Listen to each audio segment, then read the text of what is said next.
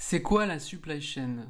Quand j'ai annoncé à mes parents que je passais supply chain manager, en fait, ils n'ont pas vraiment compris ce que je faisais. Et donc ma mère me disait en fait, tu fais de la logistique. Et je répondais oui, mais pas seulement. Donc dans cette vidéo, je vais simplement revenir sur la définition de la supply chain. C'est un terme que nous allons beaucoup utiliser dans les prochaines vidéos, donc je souhaitais simplement revenir sur sa définition. Donc supply chain, c'est un terme anglais qui veut dire très simplement chaîne d'approvisionnement. Et donc cette chaîne d'approvisionnement, elle va être divisée en trois flux. Vous avez le premier flux qui est le flux physique, qui est le plus évident, mais vous avez aussi le flux d'information et le flux financier.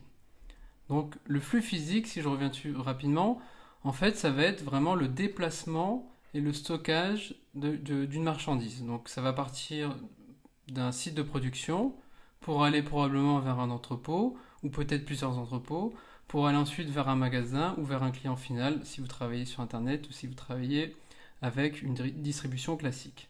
Donc ça, c'est vraiment à quoi tout le monde pense. C'est vraiment, encore une fois, le stockage et le transport de marchandises. Donc on peut l'associer avec la logistique.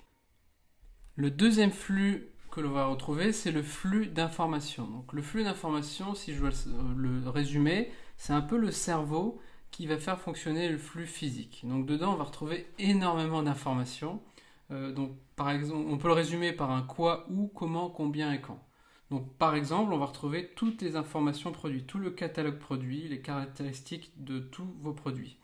On va retrouver aussi toutes les informations liées aux fournisseurs. Donc quand je parle d'informations, ce sont les informations, mais aussi toute la stratégie d'approvisionnement. Par exemple, vous allez devoir réfléchir, est-ce qu'il vaut mieux approvisionner depuis l'Asie avec un coût faible, mais un délai long, ou est-ce qu'il vaut mieux approvisionner depuis un délai court si vous êtes en Europe, mais avec un prix d'achat plus élevé. Donc c'est vraiment toute l'information et la stratégie liée à l'approvisionnement. Vous allez aussi avoir toutes les informations liées avec vos prestataires. Donc ça peut être des prestataires logistiques, ça peut être des transporteurs, ça peut être des personnes avec qui vous travaillez pour faire passer vos produits en douane. Donc vraiment toutes les informations. C'est un peu comme une énorme base de données, sachant que généralement vous en avez plusieurs, et ça serait bien d'en avoir une d'ailleurs.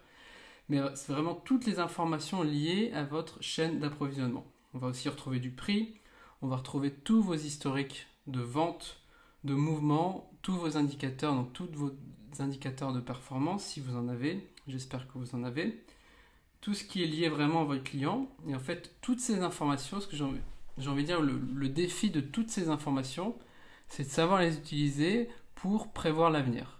Et en fait, l'un des défis, je vais en reparler tout à l'heure, mais ça va être vraiment d'utiliser ces informations pour prévoir ce qu'il va se passer. Parce que si vous savez exactement ce qu'il va se passer dans le futur, finalement, la supply chain, c'est assez simple.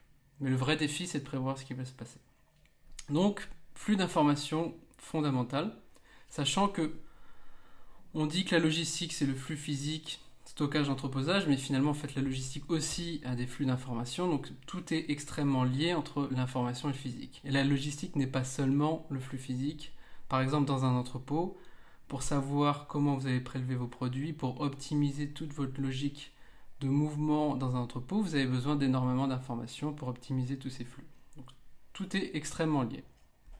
Le dernier flux, ça va être le flux financier. Donc on pourrait dire que le flux financier est aussi une information, mais en fait, le flux d'argent est vraiment une stratégie d'approvisionnement à part entière.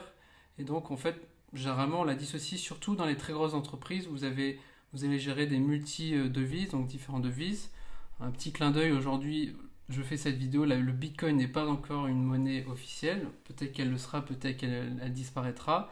Mais en fait, la stratégie de comment vous allez faire déplacer l'argent autour de vos fournisseurs et dans votre entreprise est vraiment un flux à part entière. Donc on se retrouve avec ces trois flux, flux physique, flux d'information et flux financier. Donc le défi de cette supply chain, c'est de gérer ces trois flux. En termes d'organisation, généralement, donc moi, je vais vous donner mon exemple, en tant que supply chain directeur, je vais animer un manager logistique qui va s'occuper vraiment de la partie flux physique. Je vais animer une personne qu'on va appeler en anglais souvent le demand planning, donc une équipe qui va s'occuper de la prévision et de la planification de la chaîne d'approvisionnement, donc extrêmement liée à la partie approvisionnement et surtout à la partie prévision, donc responsable de la prévision.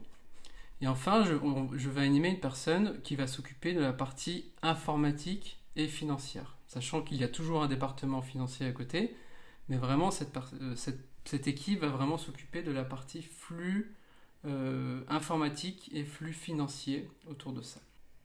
Et donc les défis de la supply chain, il y en a plein, mais j'ai envie de les résumer simplement à cette phrase qui est très simple, qui est de rendre accessibles ces produits au bon moment, au bon endroit et au meilleur prix. Et donc le meilleur prix, le défi du meilleur prix, ce n'est pas simplement d'acheter le moins cher possible, mais c'est vraiment d'avoir une supply chain la plus efficace possible. Et donc pour ça, il va falloir vraiment trouver l'équilibre entre la satisfaction client et la rentabilité de votre entreprise.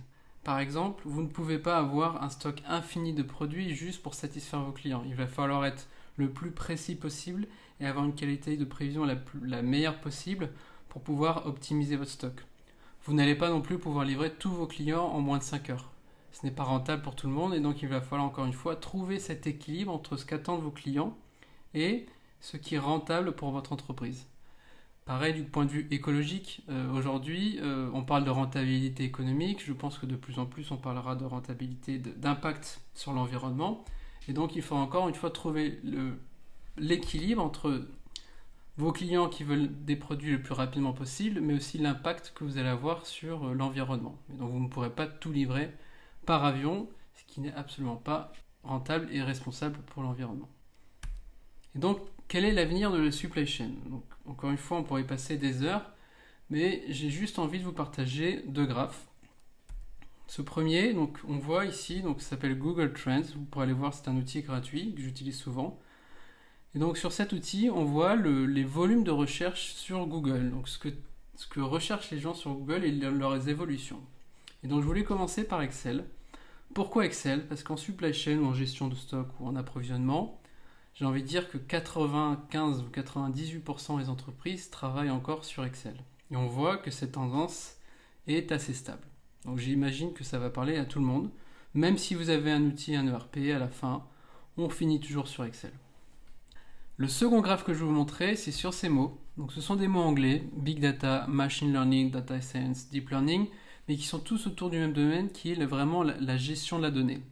Et donc on voit que depuis quelques années, on a vraiment une explosion du volume de recherche sur Google, mais aussi on a une explosion du traitement des données. Et donc autour de ça, on a vraiment des défis qui sont le stockage des données et la collecte des données, l'analyse des données, les outils qu'on va utiliser pour traiter ces données, et aussi la gestion des talents qui vont être capables de gérer ces données.